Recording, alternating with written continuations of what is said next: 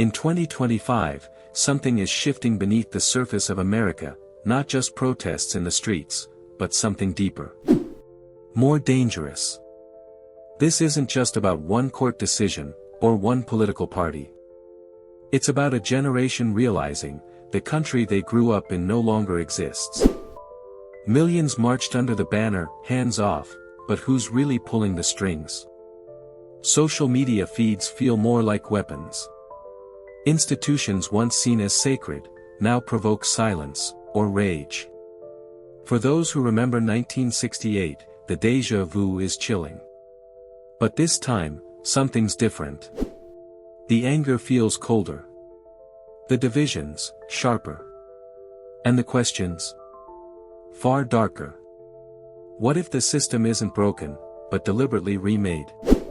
And if no one's listening anymore, what happens next? Hit like. Subscribe. And let's go.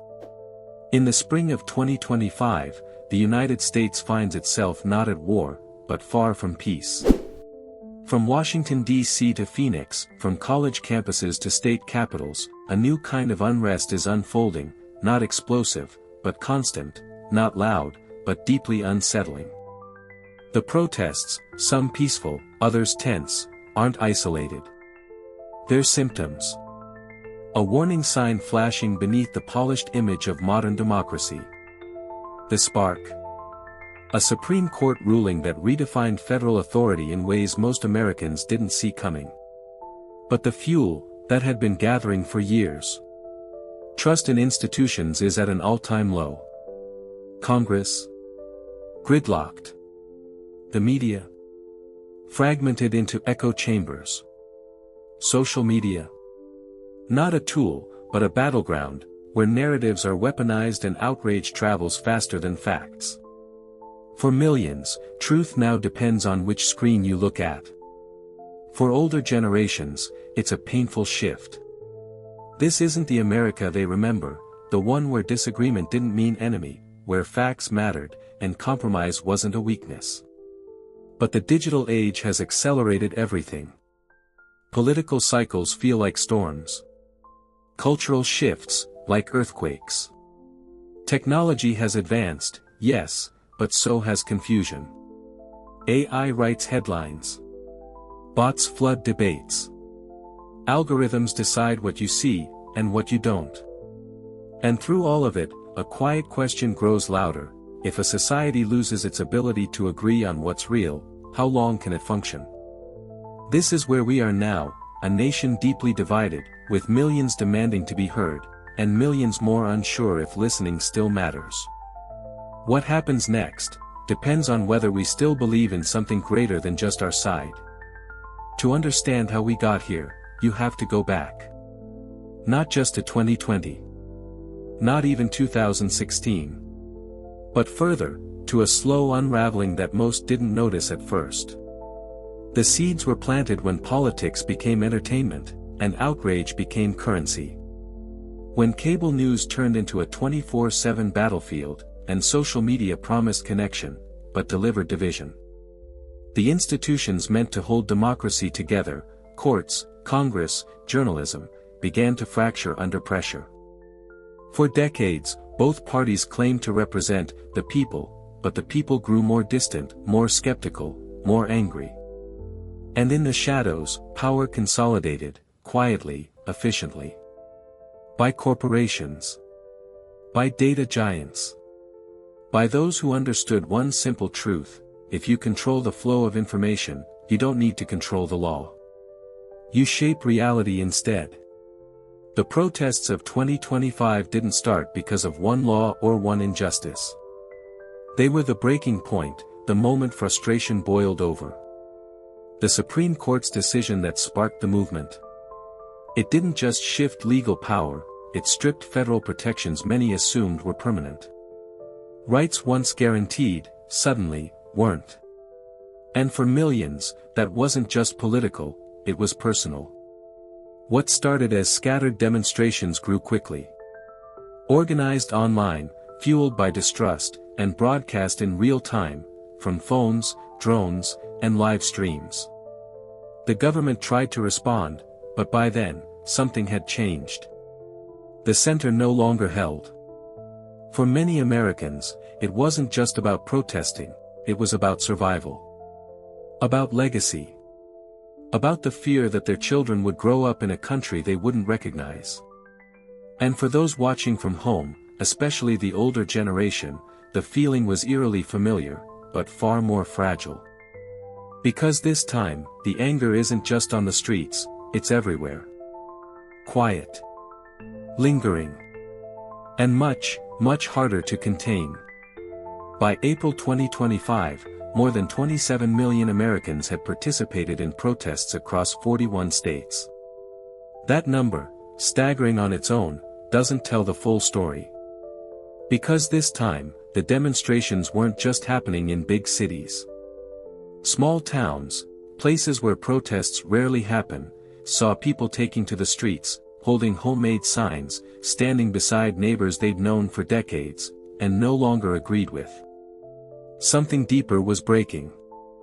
Surveys show that over 63% of Americans now believe their government does not represent the people. That number rises to over 80% among citizens over 60, those who remember a time when institutions, at the very least, pretended to listen. Today, even that illusion is gone. Misinformation spreads 6 times faster than verified news. Algorithms are no longer just promoting content, they're shaping belief. Entire online ecosystems now exist where reality bends to tribal loyalty. And in these bubbles, fear grows unchecked. On some forums, people openly discuss civil resistance. Others talk about separation. But here's the part that feels most dangerous, the silence from the top. Officials give statements, carefully worded, sterile, and vague. But there's no plan. No vision. Just procedural noise. The sense that the government is operating in a parallel reality, while the streets pulse with unrest. Older Americans watch this unfold with a mix of disbelief and dread. They've seen crisis before, the assassinations, the riots, the wars, but not like this. Because now, there's no central voice. No trusted leader. No Walter Cronkite to make sense of it. Just a rising feeling that something foundational is coming undone.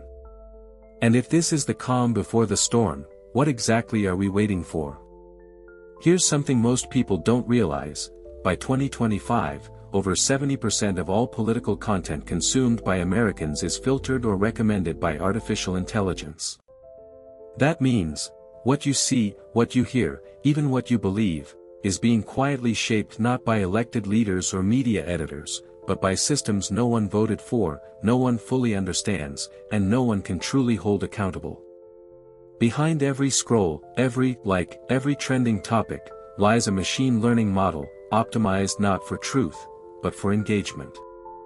And here's the terrifying part: these systems have learned that fear, outrage, and division keep us online the longest. It's not a conspiracy, it's an algorithm. Cold. Calculated. Profitable. Researchers from MIT and Stanford have found that exposure to emotionally charged misinformation, even for just 60 seconds, can shift a person's political opinion for up to 3 months. Let that sink in. A single manipulated video, a headline designed to provoke, can change how someone votes, how they think, even how they see their neighbors. Democracy, once built on open debate and shared facts, is now being rewritten by code. And unlike dictators or demagogues of the past, this force doesn't wear a face. It doesn't speak from a podium. It doesn't care about nations, flags, or freedoms. It only cares that you keep watching. Keep clicking. Keep dividing. So when we look at the protests of 2025 and wonder why things feel so unstable, maybe the better question is, who benefits from the chaos? And if truth itself has become just another product, how do we know when we're being sold a lie? In 2025, the most powerful political actor in America may not be a person, but a system. Artificial intelligence, once a futuristic buzzword, now quietly steers everything from your morning news feed to presidential campaigns.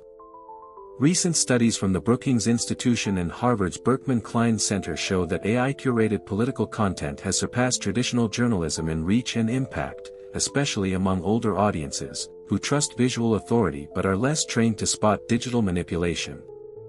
Deepfake technology, once rudimentary, is now virtually undetectable in real-time broadcasts.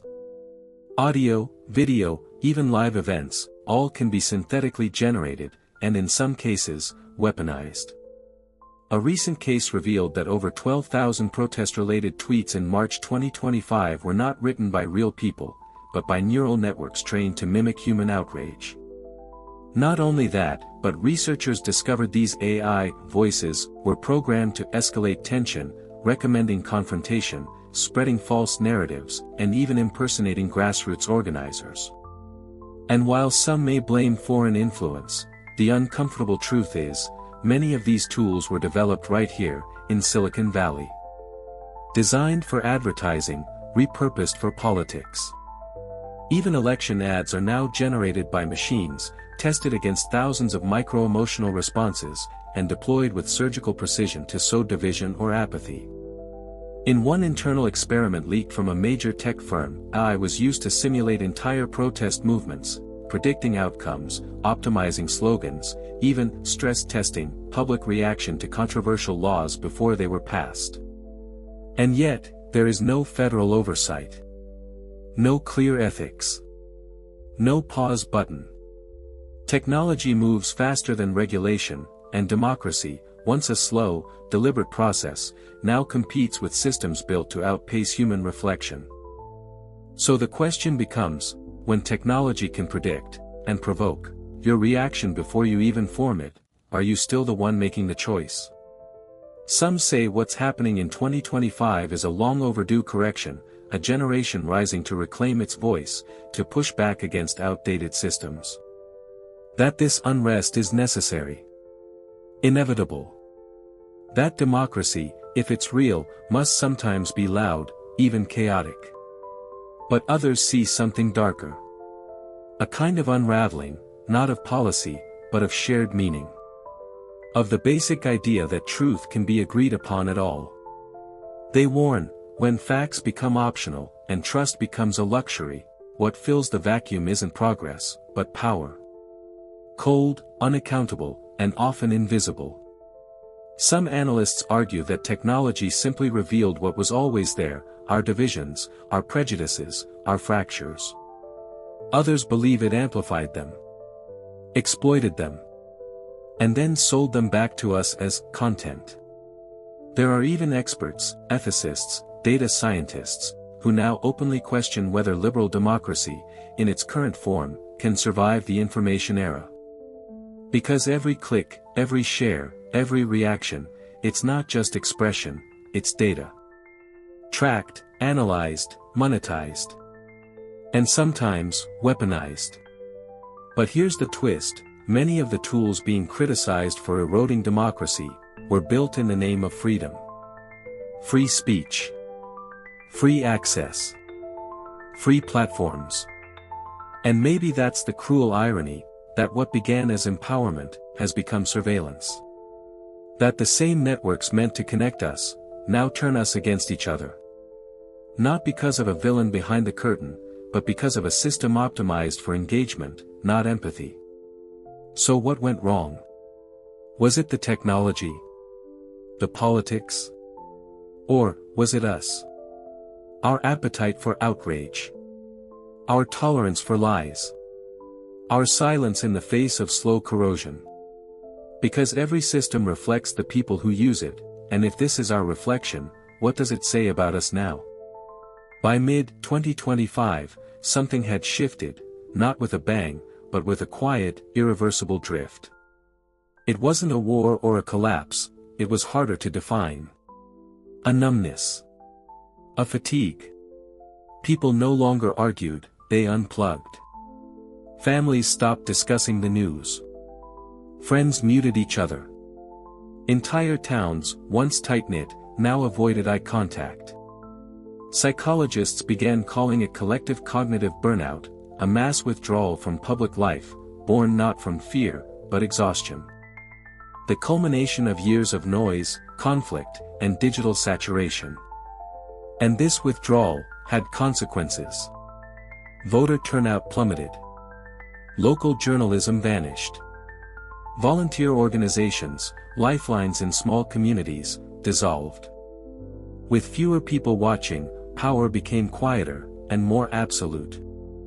AI systems, once tools, became decision-makers, in healthcare, in finance, even in local governance. Not because people demanded it, but because no one stopped it.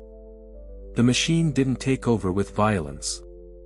It simply filled the space where human attention used to be. Global observers noted the trend. European nations tightened AI regulations. Some Asian countries moved to reintroduce civic education, digital literacy, public trust campaigns. But in the US, fatigue ran deeper. Many Americans, especially the older generation, watched as their world faded into a new one they didn't recognize, and didn't choose. What began as a protest movement in defense of personal rights ended in something far more unsettling, a quiet surrender of public will. The question isn't whether we lost control. The question is when. Was it when we gave algorithms the power to decide? Or when we stopped noticing they already had it? Because in a world designed to keep us distracted, the real danger isn't what we see, it's what we never even look at.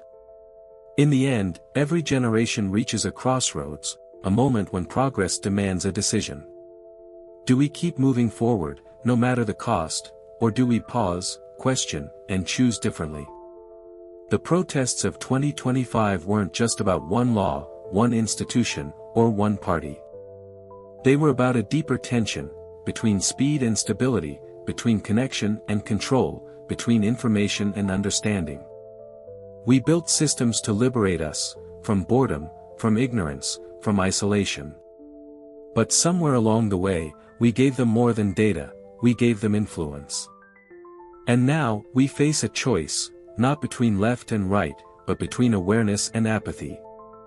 Between reclaiming our agency, or watching it quietly dissolve. Technological evolution is not evil. It reflects us. It learns from us. But if we teach it only to manipulate, to polarize, to extract attention without responsibility, then we are no longer shaping the future, we are surrendering to it.